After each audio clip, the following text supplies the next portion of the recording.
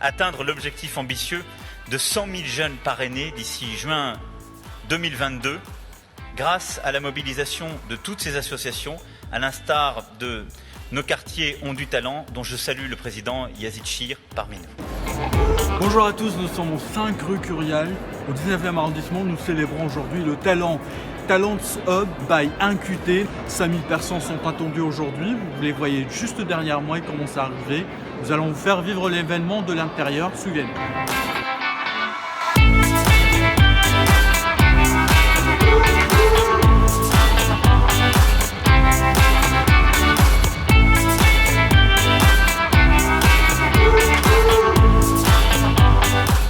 Voilà, vous apportez toutes les réponses concrètes à un jeune qui recherche un emploi et qui a du mal à en trouver. Bravo pour ce que vous faites parce que c'est un super engagement.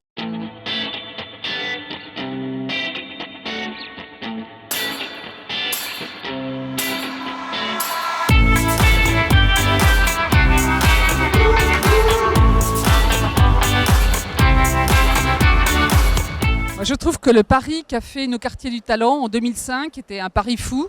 Aider des jeunes des quartiers de la ville ou qui étaient un peu stigmatisés par leur origine à trouver un emploi grâce à un réseau de parrains et marraines. C'est devenu une réalité. Il y a aujourd'hui 10 000 cadres et entrepreneurs qui aident ces jeunes à comprendre les codes de l'entreprise, à réseauter, à entrer dedans et à trouver un emploi. Ils ont 80% d'emplois à la sortie. Donc c'est un truc formidable. Ils ont déjà accompagné 40 000 jeunes et là il y a une ambition formidable d'aller d'ici 2020 à 100 000 jeunes. On va les aider avec Pôle emploi, avec l'APEC, car je crois que c'est un pari qui mérite d'être tenu.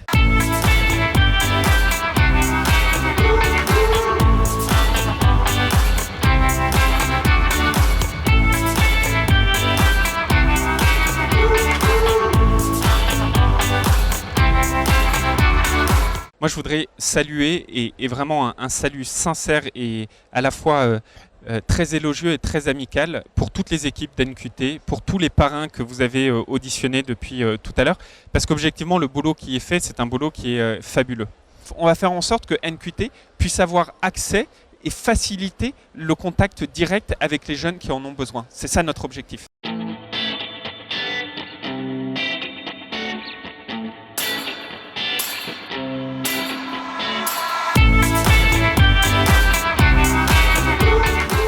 Je suis toujours heureux d'être avec des jeunes issus des quartiers populaires parce qu'on partage beaucoup, parce qu'une grande partie de mon combat je le fais pour eux, parce que je m'identifie un peu.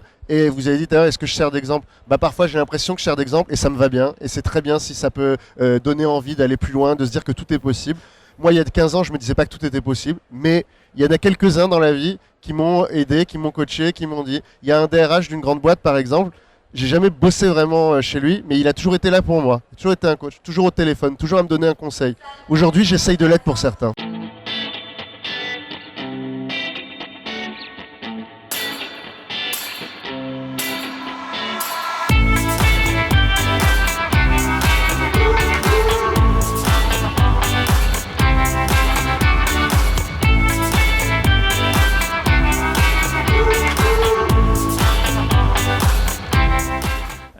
Ouvrir son réseau, ça doit être très très concret et je pense qu'un outil qui est quand même très bien fait au niveau professionnel, c'est LinkedIn. Et donc moi j'ouvre tout simplement mon réseau LinkedIn qui est composé de tous les contacts que j'ai depuis 30 ans, j'allais dire finalement dans mon réseau, même si LinkedIn n'existait pas depuis 30 ans.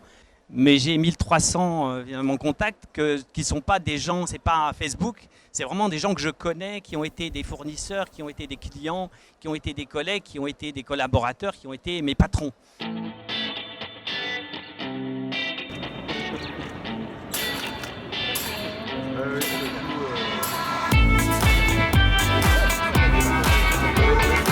Et encore une fois, je voudrais féliciter les jeunes, les parrains, les marraines et les équipes de Pôle emploi et APEC qui s'engagent à fond. Et donc, pari tenu pour les 100 000.